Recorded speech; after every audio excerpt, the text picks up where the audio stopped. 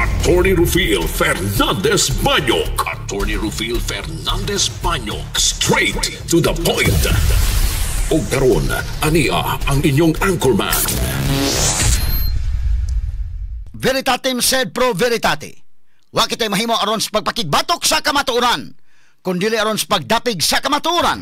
Straight to the point. Luzon, Visayas ug Mindanao, Pilipinas, og sa katawhan kutob sa mabot sa tong Sibya sa tibuok kalibutan via internet. Maayong buntag o kumusta live gikan sa Queen City of the South, Cebu City, Philippines. Welcome nining atong tulumanon ug inyong tulumanon. Straight to the point. Kini gyapon nyo boss kalagad sa kahanginan sa kasamang Rufil Fernandez Banyo. Mao'y paday makiguban kaninyo nining laing adlaw sa atong pagpakigbisog. Adlaw karon mga kaigsunan nga Biyernes og pitsa 28 na buwan mahigala sa Nobyembre tuig 2025. Straight to the Sa point. gyapon natagantag pagtagad ang mga issues nga may labot ang lungsod, nagbagang mga expose, nagunang mga reports, dinhi lamang gyapon mga higala sa atong pagbanuban nining atong tulumanon ug inyong tulumanon. Straight to the point. Naguna sa tumaysgutaran karubutaga mga higala. Good news o sa tama kay galaan. Kay ang Sugbo mga kaigalaan bisan pa man, ha? Grabe ang gipakita nga pagka matawag na tumaygala pagbangon gyud o pagka malig-on mahigala sa mga Sugboanon.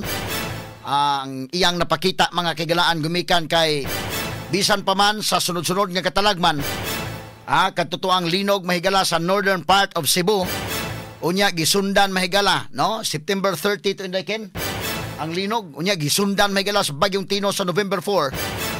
Bisan pa man ni ana nga duha ka sunod-sunod nga katalagman apan ang nursing board exam, ang nursing licensure examination mga sukit tigpaminaw nga gipahigayon November 4 o November 5 unta gisibog ni gumikan sa Bagyong Tino o gisibog sa Pizza City na sa buwan sa Nobyembre. Apan human sa maong board exam 41 ka mga top notchers gikan sa Sugbo. Straight to the point. Atong gi-congratulate mahigala ang mga 41 ka mga top notchers sa bag-o lang gihimo nga 2025 Philippine Nurse Licensure Examination sa PRC. Pipila sa mga nursing schools usab sa Sugbo nakakuha og 100% nga passing rate sa maong eksaminasyon. So atong gi-congratulate ang mga eskwelahan sa Sugbo nga 100% na ay mga nakakuha mahigala ubay-ubay nga 100% gyud ang napasar. Og unya kining 41 kabuok ang nasud mahigala sa mga top notchers. Straight to the Katanig point. pagtagad lubutaga sa atong pagbanuban usab nining atong tulumanon ug inyong tulumanon. Straight to the point. Sa pikas bahin ni Amay Linong Kabay mahigala atubangan sa Capitol Central Hotel usa ka coffee shop kining pick up coffee gilungkab. Nakuhaan mahigala sa ilang cash box. Straight to the point. Dayon na ni mga alas 6 buntag nga nadiskubrihan sa ilang staff nga nalungkab ang ilang tindahan. Straight to the point. Katanig pagtagad lubutaga mga kaigalaan sab sa atong pagbanuban karon ning atong tulumanon ug inyong tulumanon. Straight to the point. Samtang sa pikas bahin 5 bilyones pesos ang gikinahanglan sa Sugbo alang sa pag-ayo sa naguba nga mga infrastructure projects tungod sa sunod-sunod nga mga kalamidad. Straight to the point. Kanang 5 billion mahigala kung maunay bana-bana kayang-kaya kas gobyerno. Kayang-kaya kung walay kawatay ha. Mana kung yun kining korupsyon mahigala makamatay ni.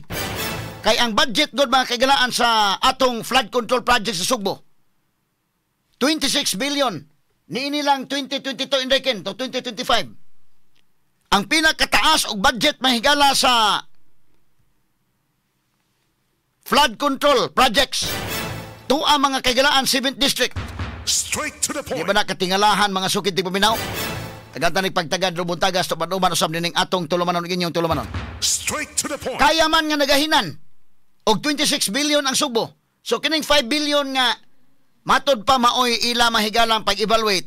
5 billion ang gikinahanglan aron nga maka pag-ayo sa naguba nga mga infrastructure projects tungod sa sunod-sunod nga kalamidad. Kayang-kaya, walay kawatay. Straight to the Kining point. mga kawatan mahigala makamatay ning kawatan.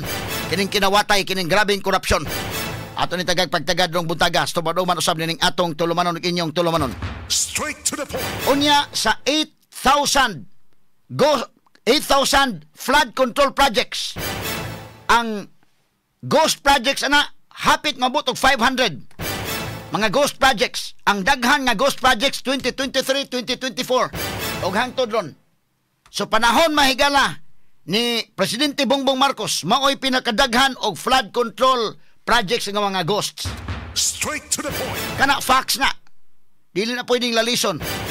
Unya, wa lang tay himuon ana.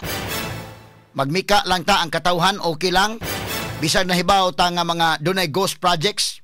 Factual kana mahigala nga 400 kapin, almost 500 ang mga ghost control projects mahigala nga diin nahitabo ni ining maong administrasyon, okay ka lang. Straight to the point.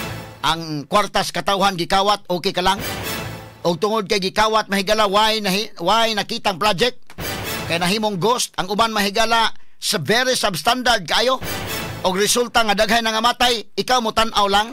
Straight to the point. Ato ni tagag pagtagad robotagas tuman-uman usab ning atong tulumanon ug inyong tulumanon. Straight to the Mona point. nga medyo ubay ni mga higalang andam nga mutubag sa tawag ni Bishop Abit Oy nga mo rally mahigala, mohimo og peaceful nga protesta karong maabot Domingo mahigala ron atong ikapadayag ang ato mahigalang mga gibati nga katawhang Pilipinon. Straight to the point. Katanig pagtagad lubuntagas tuman-uman usab ning atong tulumanon ug inyong tulumanon. Straight to the point. Samtang kapulisan nangandam na para sa ipahigayon nga dakong march o pre-rally batok sa korupsyon dinhi sa Sugbo karong umaabot Domingo mga kaigalaan Nobyembre 30 Straight to the point. sa kauluhan o ubang bahin sa nasod o sa gawas sa nasod.